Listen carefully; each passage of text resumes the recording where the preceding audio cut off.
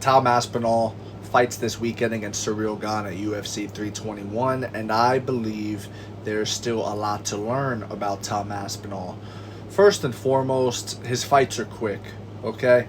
Anytime a fighter gets his work done quickly, it's exciting, yes, but at the same time, it's a detriment to their growth process because when you see them dragged into the deeper waters, like Mike Tyson against Evander Holyfield, for example, like Ronda Rousey and Holly Holm, for example. And yes, she wasn't in deep waters in that fight, but things weren't going her way. And that's the other side of the coin. There's being dragged into deep waters, and then there's things not going your way, and you're not quite used to being the nail as opposed to the hammer. Tom Aspinall's a hammer. For the majority of his career, he has been the hammer. He has been the guy landing the punches, getting the top position, applying the submissions. However, there will come a time in everyone's career where you are now the nail, where it's your turn to experience the beating, to escape a submission, to be tough and have to withstand punishment and take a whole lot of punches and survive a round. That is something that only comes with experience. That is something that we all have to see for our own eyes. I haven't seen it yet from him. I haven't seen it yet. So I can't just assume that he has all of that the way a lot of people do. And the reason why a lot of people do, in my humble opinion, is because, for one, he benefits a lot from his beef with Jon Jones.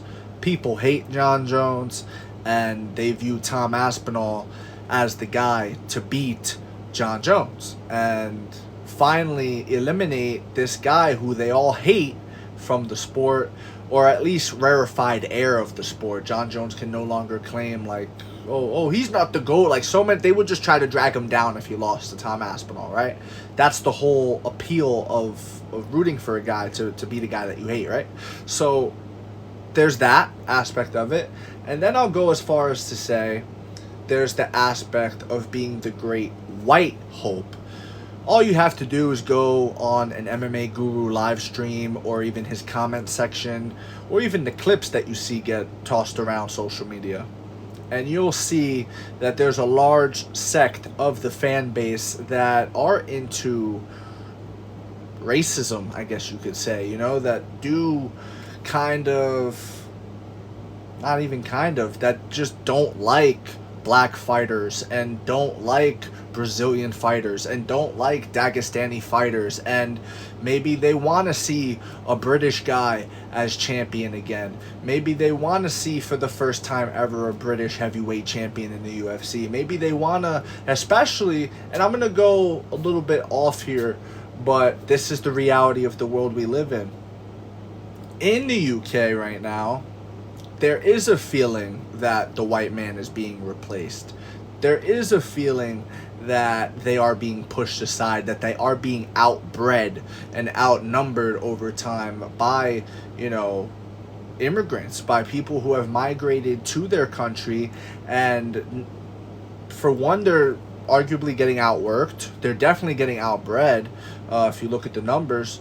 And religiously, you know, that's another thing. Like a lot of Muslim immigrants as well, which adds to it, which adds to the hate for Muslim fighters as well that you see, you know, wherever you stand on that. Tom Aspinall benefits from that. I'm not saying Tom Aspinall falls in line with any of those things. I'm not saying that. But I am saying he absolutely benefits from it. He absolutely benefits from it when MMA Guru is someone who, you know, he pushes Tom Aspinall all the time. He kind of spearheaded the whole Jon Jones thing. He posted the video, you know, that whether or not that's outing Jon Jones as being a gay man on a date, whatever you think about that situation, you know, whatever it is, that thing is real. That hatred is real. And I just don't know if I could really buy in on a guy who's so unproven. You know, as I stated earlier in the video, that's why they latch on to him, is because he is the great white hope, and he is, you know, a symbol of someone to take out a guy that they hate in Jon Jones, and someone that represents them and things like that. Now, again, whether or not Tom Aspinall is who, you know, he says he is, who people say he is, we have to see it, man. It's unproven. We don't know it yet. And I think Ciryl Gane is going to be a real tough test. And there's a lot of people that think it's going to be a walkover, that think Tom Aspinall is going to go in there and just, you know, la-di-da and get his hand raised. I don't know if that's to be the case. I really don't. This is a guy who's used to fighting multiple times a year. Now he's coming off a long layoff, right? Because he was waiting for Jon Jones when he really should have been fighting, if we're being honest. The fight was Jon Jones versus Stipe. That's always been the case. That's always been clear. I don't care if you're a new fan. That's the fight that the old-time fans wanted to see. That's the fight that should have been made, and that's the fight that was right for Stipe. Tom Aspinall tried to cut the line when he was, you know, he should have been grateful that the Sergey fight was there to begin with, because that fell into his lap. Oh, this interim title fight opportunity is now available to you. He should have been grateful for that, but he wasn't. And he tried to cut the line of Stipe, and Jon Jones didn't budge. So the UFC did the right thing. Even Dana admits that it was the right thing to do by both guys, especially to Stipe, because it's not fair. Jon's the one who got injured, not Stipe, you know? Tom Aspinall tried to cut the line, guys. He tried to cut the line. That's the fact of the matter, you know. Stipe's standing there with his plate at the buffet waiting to go. And Tom's walking over just because he's younger. Move aside, Joe Biden.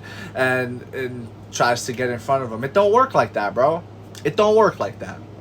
So Aspinall, again, young guy, inexperienced guy in terms of in the octagon.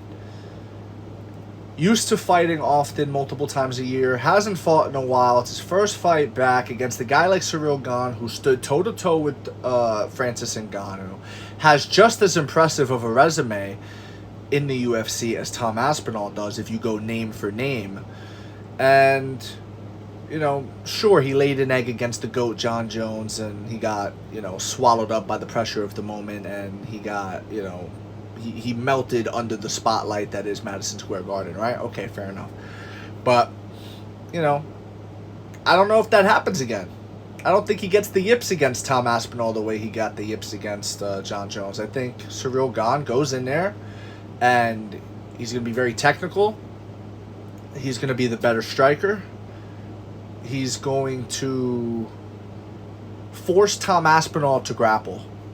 And if Tom Aspinall can't grapple with him, I could see Ciryl Gane winning. And I don't think it's a foregone conclusion that Aspinall just goes like, bro, this guy's from the UK. He's not like, y'all talking about him like he's a Division I All-American wrestler or something like that. Like or a Dagestani. Like, he's not just taking people down like that, bro. He's not, you know? So, I don't know. Maybe he does it. Maybe he doesn't. We're going to see this weekend. I'll tell you that. We will see this weekend, and I can't wait for it. But before I go, I need you all to let me know in the comment section below whether you agree or disagree. Enjoyed the discussion. Subscribe for more. Leave a like if you enjoyed the time spent. And thank you. You are all appreciated.